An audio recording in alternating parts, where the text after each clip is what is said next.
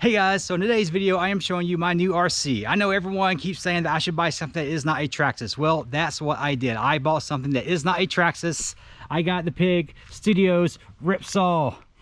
This thing is so cool. I am so excited to have this thing. I ordered this thing months ago. It took forever to get here. It came over from China and it just took forever for it to get here, but finally got here and I finally got it working, got it running, and I cannot wait to show you guys. This thing is just so cool. There's a couple different versions of this thing that you can buy off their website, and it has different things to it. You have like the pre-assembled version, or you can buy it as like a kit where you put it together. The problem is when you buy it as a kit, you have to buy everything separate, the ESCs, the motors, and things like that. So I got the pre-assembled version, so it comes with the controller, it comes with the ESCs, the receiver, yeah, the receiver, I forgot what it was called. It comes with everything. Just, you know, pretty much you can take it out of the box, put the batteries into it and drive it. The problem is the controller that it comes with is this controller right here, and it comes with a LiPo battery. But since this thing comes from like China, for whatever reason they cannot send you the LiPo battery, so it does not have the battery for that thing. And the battery is kind of hard to get. It's discontinued. There are places you can find them online, but it's going to take like 3 months for me to get a battery for this thing, and I'm like waiting for 3 months. And so I just went out and got this DX8. It's the Spectrum controller. Now this is one you would normally use for like an aircraft or whatever, and I didn't know this, but these controllers, they have this button on the back of them, and it allows you to take this left stick and set it up so it works like this. Because you know the right one, it does like this. It auto centers, I guess you say. Normally on these controllers like this, you'd put the stick down like this and it would stay, and wherever you put it, it stays, because that's the throttle. And whenever you're flying an aircraft, you want the throttle to stay kind of consistent.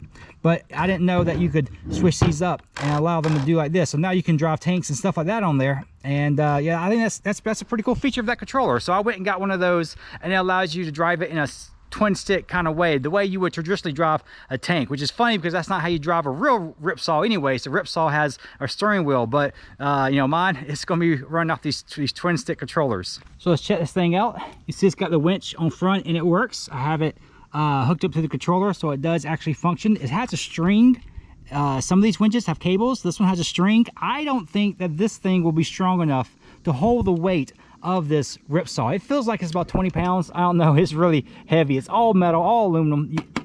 You see that? I think this front piece right here, that may not be metal. I think this is the only piece that is not metal. It looks like it's, I don't know, 3D printed or manufactured in some way. I don't know exactly what it is, but this piece right here, this whole nose, seems like it's not metal or aluminum or whatever, but it's got all the other parts that are aluminum, like the side panels, all that's aluminum.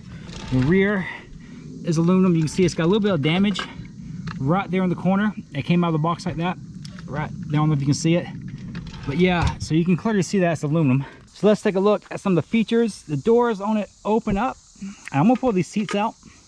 These seats are made out of some kind of I don't know, silicone rubber or something. They're not exactly 3D printed. I don't know what they are made of or how they're made, but they are really, they're rubbery, and it's some kind of a silicone. And I don't know how you're supposed to attach these into this.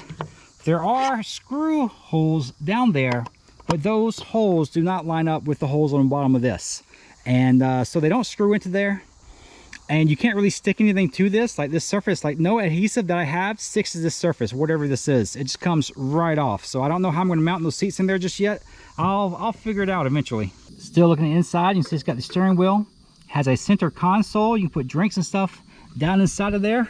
The other door opens also, and you can see mine is number 93. I don't know how clear that comes across. There's a plate down there, and it says it's number 93. I don't know if there's only 93 of these out in the wild, like less than 100. It wouldn't surprise me. But yeah, they seem to be individually numbered, so that's pretty cool. I got the roll bar kit on it. Normally it does not come with these roll bars right here, or this bar back here, but that looks so cool, I had to have it. It really makes the front of the Ripsaw look so much better, having those bars up there. Normally I wouldn't like something like this, but I think the Ripsaw looks kind of funny with the way this is angled and looks. That just doesn't look very appealing to me, but having this bar on there just really improves the aesthetics of this thing, I think. It has a LED light strip up there, and it is so bright it hurts my eyes. I was trying to work on this thing and I had to unplug this light because it was just so bright. You know, trying to work on it on my desk, it was just too much. It was just hurting my eyes. It does have lights back here too. Now these are on all the time. I don't know if there's a way you can set them up so they only work like for brake lights or for reverse or what have you. I'm not sure, but mine, they stay on all the time. It may be because of the controller that I'm using, but I don't know. This is the battery tray right here, and I actually run one battery, and I have pieces of foam I stick in there so the battery doesn't move around or what have you. Some people, they run 2 batteries, one for each ESC. There's an ESC inside of there, and there's a second one right here. There's 2 side by side. There's my receiver right there. Normally there's an antenna that comes out of there, but this right here is an aircraft receiver, so it doesn't have an antenna to it, so I don't need the antenna sticking out. I'm probably not going to set it up for 2 batteries. I'm probably just going to run it on 1 battery. Now, setting up 2 batteries on this, it does not increase like the speed or anything. It just increases how long you can drive the thing. So it's not a big of a deal only have 1 battery on there. I just have to change the battery out more often. I have no idea how long the batteries last in this thing, how long you can run it. But one thing I don't like is you have to undo the screws right here and all these corners to access the battery tray. So that's kind of inconvenient. I'm gonna try to find a way around that, but I don't know. See, it's got rubber tracks and it's got shock absorbers on all these. These are really soft on these, and the ones with the springs, those are really stiff. And this right here has a little bit of a shock absorption to it, kind of, sort of. So that front wheel does. This one does not move at all. So you can't really hit things too hard on this right here. I don't know if it will break it or what, but there's no shock absorption on that particular wheel right there. Of course, these are your drive wheels back here. And you see there's a little piece right here, in case you're wondering. I believe this right here helps keep the tracks on the wheels and prevents them from going like off course or whatever. So I'm not sure how well that works. I know it does limit what you can do. If you come up too far or you hit an obstacle that is really high, it will catch up on those probably. So we'll see how that ends up working. A little bit of a size comparison. Ripsaw next to the TRX4 Bronco. You can see it's a little bit, maybe if I pull it back a little bit, it's about the same length. Width-wise, I can't really tell. Looks like the Ripsaw's a little bit wider, not by much. Definitely not as tall as the Bronco. It's a little bit lower. So, but you can see it's about 1/10 scale. 1/10 scale figures and stuff fit inside of it. So it will fit on a 1/10 scale trailer. I do know that. So you can pull it behind a Bronco or something like that. I don't know if if the Bronco has enough weight to pull something this heavy. This thing is really beefy. All right, guys, I'm gonna get this thing packed up and we're gonna go find a trail somewhere, something that's nicely maintained. I did take it out in my backyard and I tried to drive it back there and it's just so overgrown. This poison ivy, listen to me, I can't speak. It's so hot. It is 95 degrees out here. I'm so thirsty. It is, I've drank like a gallon of water since I've been out here. It's crazy. What was I saying? Oh yeah, so I did try driving in my backyard and it's just so overgrown with like poison ivy and ticks and things like that. I'm gonna go see if I can find a trail that is maintained and drive it around out there. We're gonna find some trees, some rocks, and some hills and see if we can get some obstacles and see what this thing will climb and see what it can do. I'm excited to get it out there. So yeah, let's go find us a place. All right, I found a place. It's really nice. There's lots of areas. It's nice and cleared out. I'm not gonna tell you where I am because I have shared my spots before, and then you have people coming out with things like an X-Max or whatever, and they're tearing up the places, and people don't usually mind things like Broncos and small RCs like that, crawlers, slow stuff like that. They don't really care about that kind of stuff. But then when people start bringing things like a, you know, your Revo or an X-Max or a Crichton out here, then people start complaining and they start banning RC cars and stuff from the locations that I go to. But anyways, I lug this thing. This thing is so heavy. That thing is, it's gotta be 20 pounds, and I just lugged it like, I think I'm like 1.5 miles back in the woods. It needs a carry handle or something. It's awkward to hold. There's nowhere to really grip it. You're just kind of hugging onto it and walking, and man, I'm gonna save one of the battery. I'm gonna film with one battery, and the other battery I'm gonna walk back to the car with the other battery.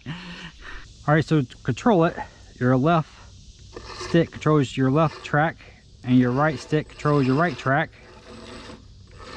And both of them forward. There we go. Both of them backwards. And just one of them, return it.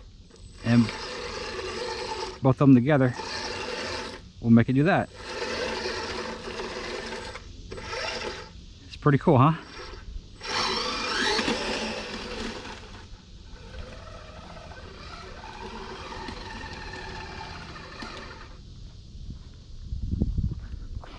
And I attach the camera right here. And I don't know if this antenna is going to interfere with the audio signal, because it has done that with other GoPros before on other controllers. I guess once I try that, we'll find out. I can't really hear it on the camera when I play it back here, but we'll see what it does. And that's wide open right there. Slow it down and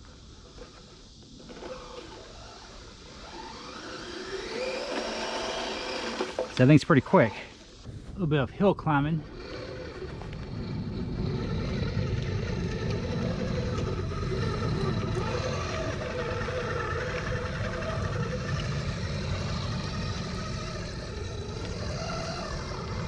Look at that, you can see the wheels flex and move through the terrain.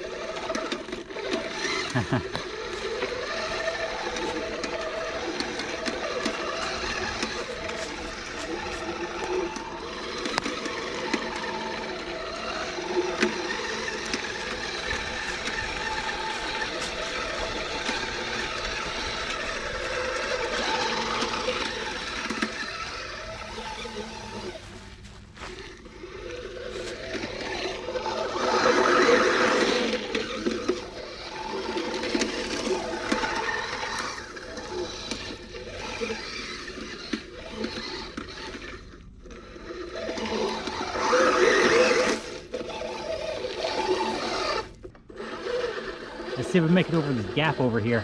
There's a gap on this bridge.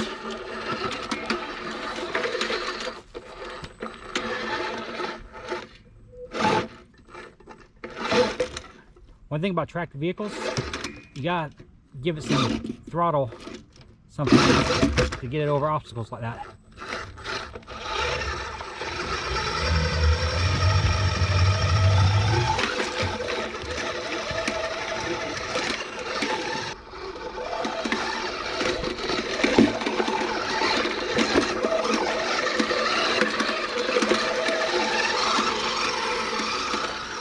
I'm gonna try to get a little bit of air coming over this. No promises. I'm kind of nervous to do this.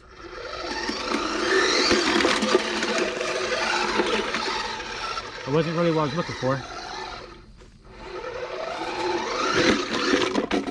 Oh, I rolled it. No. Ah, that's tough. It took that. That's what I got the roll bars for.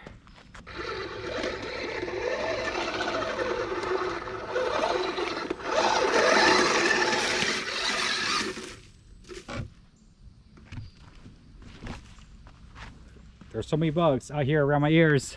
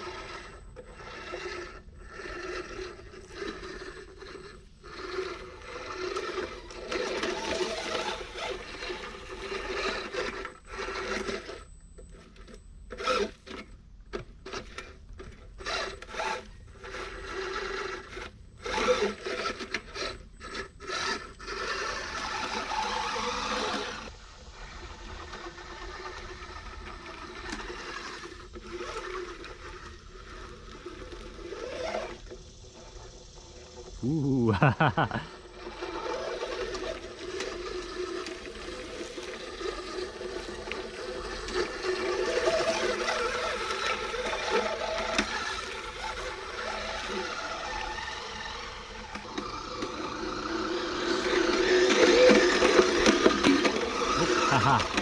Got some air that time, didn't we?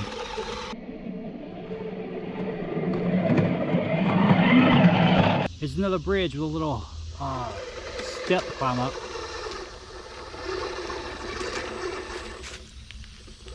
So if you try to go slow, it may not make it. It wants to tilt backwards. Oh, it did it. That's cool. Let's go up it kind of quick.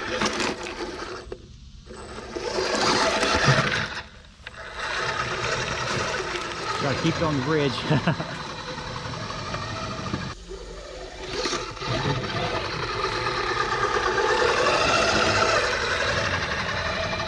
I don't want to come down these steps because I don't want to risk rolling it over on this concrete. So I'm going to pick it up and move it.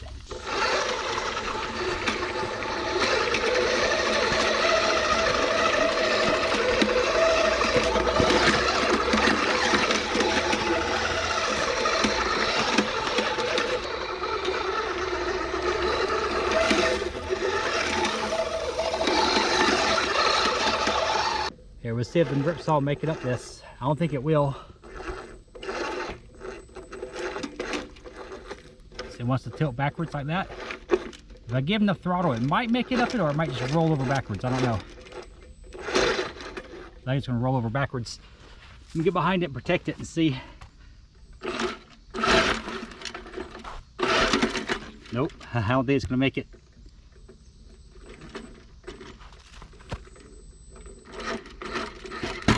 Nope, it's not going to do it.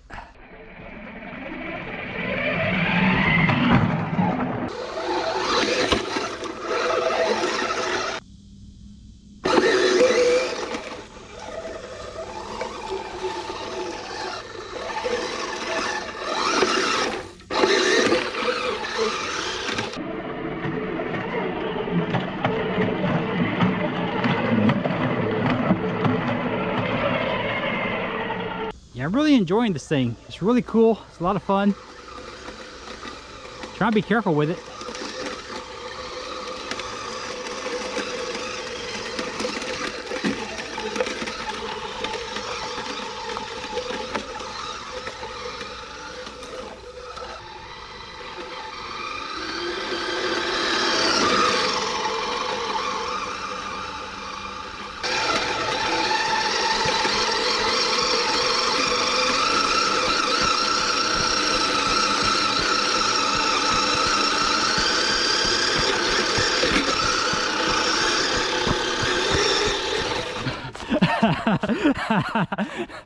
That was so hard. All right, so I'm about to head back to the house. The battery I was using one of these, a 3-cell 5,000 milliamp Venom battery. It's the ones that I normally use in my Revo, but you know, I don't use these anymore since I got the Traxxas batteries. You can see on my controller, I've been running for 48 minutes, or at least that's how long the controller has been on. So I guess it's maybe 40 minutes of runtime, I guess. I wasn't running hard that entire time either. I was cruised around pretty easily. About what you saw in the video, I guess. Yeah, so I'm gonna head back to the house. I'm so tired. It was so hard for me to run when I was filming behind the thing. I'm holding the controller like right here, and I'm running. I'm like this low to the ground. I'm crouched down really low trying to get the shot. I hope no one was around to see me doing that. I probably look ridiculous.